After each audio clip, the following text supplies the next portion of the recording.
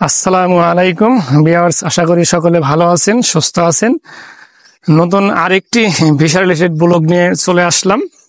আসলে অনেকেই আমার ভিডিওর কমেন্টসে এবং আমার মেসেঞ্জারে বা হোয়াটসঅ্যাপে অনেকেই নক করেছেন যে এই মুহূর্তে মেডিকেল ভিসার খবরটা কি, মেডিকেল ভিসা আসলে চালু আছে কিনা, অনেকেই কিন্তু জিজ্ঞাসা করেছেন, এবং ট্যুরিস্ট ভিসা চালু আছে কিনা।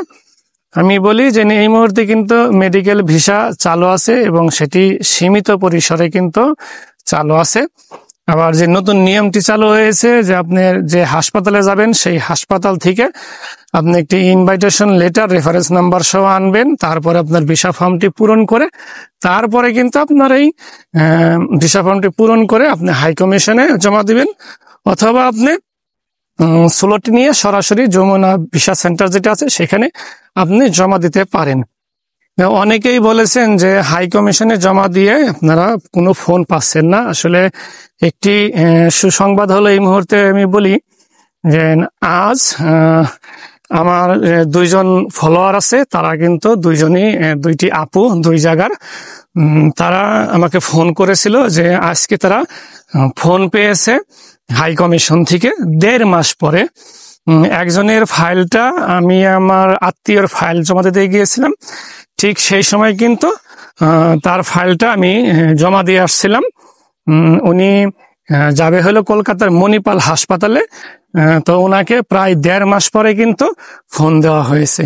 এবং আরেকটি আপু, সে যাবে হইলো সিএমসি হসপিটালে, সে নার্ভের সমস্যা, নিউরো সার্জারি ডক্টর দেখাবে, তাকেও কিন্তু আজকে 1.5 মাস পরে ফোন দিয়েছে।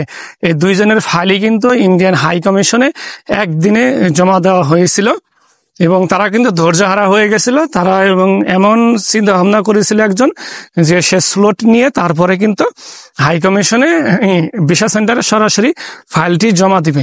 সে স্লটের জন্য কিন্তু সবকিছু রেডিও করেছিল, স্লট নেওয়ার জন্য কিন্তু সে সিম বাবা আরো যা ডকুমেন্টস সবগুলো কিন্তু দিয়েছিল। তারপরে আজকে তার কিছুক্ষণ আগে কিন্তু ফোন এসেছে, এই দুইজনেরই ফোন এসেছে। তারা কিন্তু আমাকে এটি ফোন দিয়ে জানিয়েছে এবং শিওর করেছেন। তো আপনারা যারা হাই কমিশনে ফাইল জমা করতে চান তাদের বিষয়ে আমি একটি কথাই বলবো যে আপনারা ধৈর্য হারা হবেন না। আমি প্রত্যেকটা ভিডিওতে আপনাদেরকে বলে থাকি যে আপনারা কখনোই কিন্তু হাই কমিশনে ফাইল জমা দেওয়ার জন্য ধৈর্য হারা হবেন না, কারণ হাই কমিশনে আপনি প্রতি সপ্তাহে এখানে লক্ষ লক্ষ ফাইল জমা পড়ে, আর এখানে আপনি একজন মানুষ, এখন একজন মানুষকে কখন ফোন করবে সেটার কিন্তু কোনো নিশ্চয়তা নেই। যদি আপনি হাই কমিশনে ফাইল জমা করেন তো আপনি হাতে সময় নিয়ে ফাইল জমা করবেন। আপনার 1 মাস হোক, 1.5 মাস হোক, 2 মাস পরে হোক, আপনি হাই কমিশন থেকে একটা ফোন পাবেন। যদি আপনি অরিজিনাল ডকুমেন্টস দিয়ে আপনি হাই কমিশনে ফাইল জমা করেন মেডিকেল ভিসার জন্য, তো আপনি অবশ্যই হাই কমিশন থেকে কিন্তু ফোন পাবেন। ধৈর্য হারা হবেন না। আমি আবারও বলে রাখি যে আপনারা যদি পারেন একাধিকবার ফাইল জমা করেন। যে মণিপাল হাসপাতালে ডক্টর দেখাবে অর্থোপেডিক্স, সে কিন্তু একবার ফাইল জমা করেছে এবং 1.5 মাস পরে ফোন পেল। আর যে সিএমসি হসপিটালে ডক্টর দেখাবে সে কিন্তু 2 বার ফাইল জমা করেছে, 2 বার ফাইল জমা করার পরে আজ 1.5 মাস পরে কিন্তু ফোন পেয়েছে। তো আপনি ফোন পাবেন যদি আপনি অরিজিনাল সব ডকুমেন্টস দিয়ে, আপনি মেডিকেলের যত অরিজিনাল ডকুমেন্টস আছে, ডক্টর অ্যাপয়েন্টমেন্ট এবং সকল ডকুমেন্টস দিয়ে যখন আপনি হাই কমিশনে ফাইল জমা করবেন, তো অবশ্যই কিন্তু আপনি হাই কমিশন থেকে একটি ফোন পাবেন। তো আমি আবারও বলি যে আপনারা হাই কমিশনে একাধিকবার ফাইল জমা করবেন, এখন আর মেল করার কোনো প্রয়োজন নাই। আপনারা ফাইল জমা করে একটু অপেক্ষা করবেন। যাদের বেশি ইমার্জেন্সি তারা অন্য মাধ্যম অবলম্বন করে তারপরে আপনারা সরাসরি যমুনা ভিসা সেন্টারে পাসপোর্ট জমা করতে পারেন। আর যারা 840 টাকায় ভিসা পেতে চান, যেটা আপনার ভিসা সেন্টারের আপনার 40 নম্বর কাউন্টারে 840 টাকা এবং পাসপোর্ট জমা নিয়ে যে আপনাকে ভিসা দেবে, সেটা যদি আপনি পেতে চান তাহলে আপনি হাই কমিশনে ফাইল জমা করেন এবং আপনি হাতে সময় রাখুন, মিনিমাম 1 মাস সময় রাখুন। 1 মাস থেকে 1.5 মাসের ভিতরে আপনি ফোন পাবেন।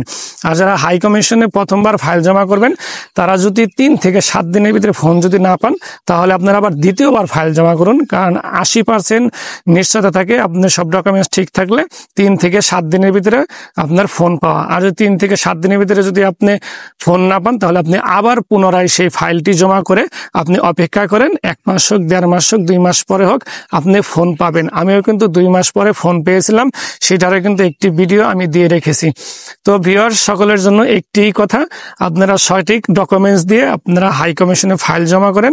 অবশ্যই আপনারা হাই কমিশন থেকে ফোন পাবেন, ধৈর্য হারা হবেন না। সেটা 1 মাস হোক, 1.5 মাস হোক, 2 মাস হোক, আপনারা ফোন পাবেন। তো এই ছিল আপনাদের জন্য মেডিকেল ভিসার একটি তথ্য।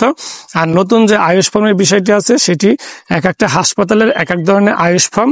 আমার কাছে এই মুহূর্তে সিএমসি হসপিটালের আয়ুষ ফর্ম এবং বেঙ্গালুরু যে নারায়ণা হেলথ আছে তার একটি আয়ুষ ফর্ম আছে। আর অ্যাপোলো হাসপাতাল তারা হোয়াটসঅ্যাপে একটি মেসেজ আকারে আয়ুষ ফর্ম দিয়ে থাকে, সেটা পূরণ করে পাঠাতে হয়। সেটা আমি সবাইকে দিতে পারি না।